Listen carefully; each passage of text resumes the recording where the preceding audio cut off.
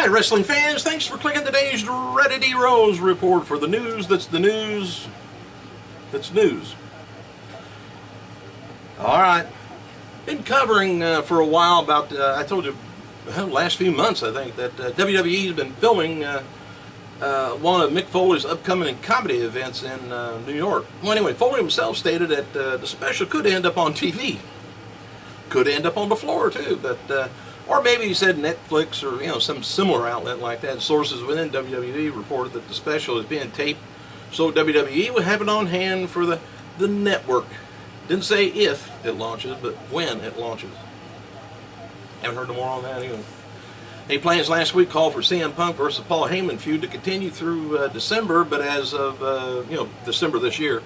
But as of last weekend, I guess they kind of ended the feud at Hell in a Cell. Heyman was backstage on Monday's Raw, but the impression was given that the alliance between he and RYBACK finished. We noted before old RYBACK, he may be pulled from Heyman because of the heat RYBACK has from some of the WWE officials. Heyman may not be back on TV now until the Brock Lesnar return.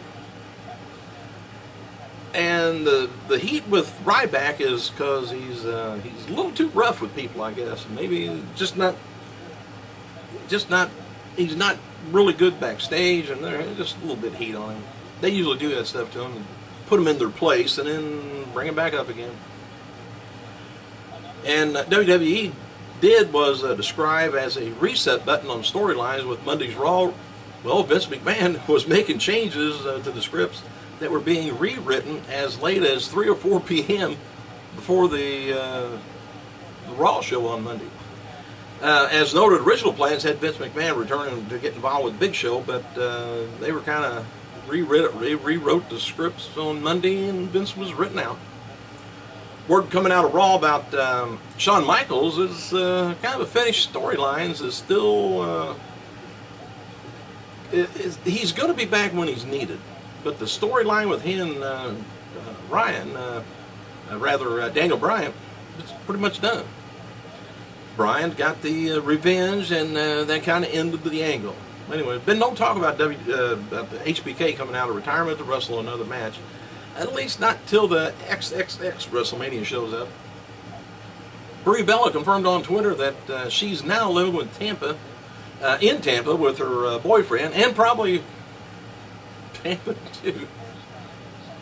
Anyway, WWE told Divas mid-season finale ended with John Cena asking Nikki to move in with him. Wouldn't it be funny if they mistakenly had Brie move in? Oh, living in sin. I don't understand it.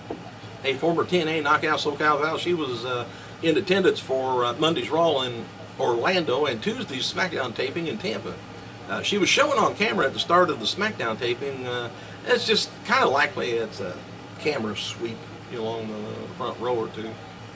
And as seen on Monday's Raw, John Cena hyped his return at SmackDown and said he's going to be the Friday Night Delight. Well, anyway, a fan on Twitter pointed out, hey, to John Morrison, who used that nickname in WWE, and Morrison replied, I always knew he was a fan. And the official theme song for Survivor Series pay-per-view is How I Feel by Florida. Florida sent out this tweet thanking WWE. She said, shout out to my WWE family for making How I Feel the official, whatever. Anyway, he's a John Cena fan. And to sell the attack on on the Wyatt family, to sell the attack from the Wyatt family on Monday's Raw, WWE kept Daniel Bryan from making any immediate appearances on Tuesday. WWE's Intercontinental Champion Curtis Axel, who was dealing with a hip injury, was backstage at Tuesday's SmackDown taping in Tampa. And WWE Tag Team Champions Cody Rhodes and Goldust, they kind of spoke with Rock Riley of Bright House Sports Network on Tuesday, and Cody noted that their pairing wasn't something that was planned for a very long time. Goldust noted that he feels better than ever after dropping 60 pounds on a no-carb diet. And it sounds like to me it could be a no-food diet, too. 60 pounds. And he is a lot quicker than he was last time I seen him. And former WWE star Scotty Too Hotty, he was in attendance for Monday's Raw down in Orlando. I think he came in because he was too hot. Air conditioning.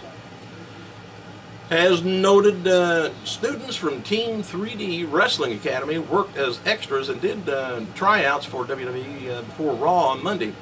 Talents from the Team Vision Dojo, which Scott Hall and Larry Zbyszko are involved with, also got a look from WWE officials at Raw. Talents from both schools were also represented on Tuesday's SmackDown taping. At the taping, not on TV. You know. Anyway, Tommy Dreamer is offering refunds to people who want them because Goldust has been pulled from the November 9th House of Hardcore 3 event due to his WWE commitments. I doubt if they have anybody returned or ticket because of that. TNA has removed Hulk Hogan, AJ Styles from the roster page. Mr. Anderson, who returned on Thursday's taping, has been added, and TNA's heavyweight title has been declared vacant. TNA posted a video of Dixie Carter talking about AJ and the title. So it's declared vacant, but where's the belt? We haven't come up with maybe with a new one? I don't know. Maybe AJ will end up on WWE and drop it in the trash. Bully Ray, he's been tweeting about wanting to fight Rampage Jackson at the Bellator on November 2nd. With Tito Ortiz being pulled due to an injury, the event is being taken off the pay-per-view that will be shown for free on Spike. Well, word going around at TNA is that Ray isn't just trying to get publicity, he's serious about stepping into the MMA ring with Rampage. If he does, it'll be a one-time fight because he don't move too good, and you got to be quick in those things.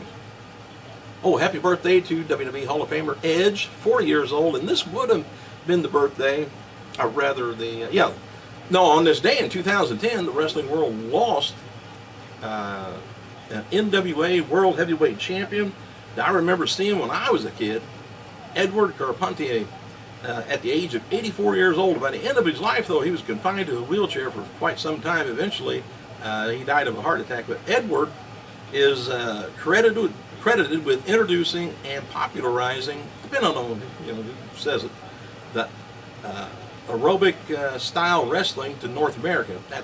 He did the somersaults, he did the rolls, he could jump from the mat up to the top rope in the corner, and he had a hell of a repertoire of moves that, man, you don't see them anymore. In fact, a lot of the people can't even do them. Some of the newer wrestlers ought to look back at some of his stuff and see if they can do it. Bring something new back, or bring some old stuff, make it new again. Hey, I need to coin that phrase. Thanks for clicking, you guys. I gotta go.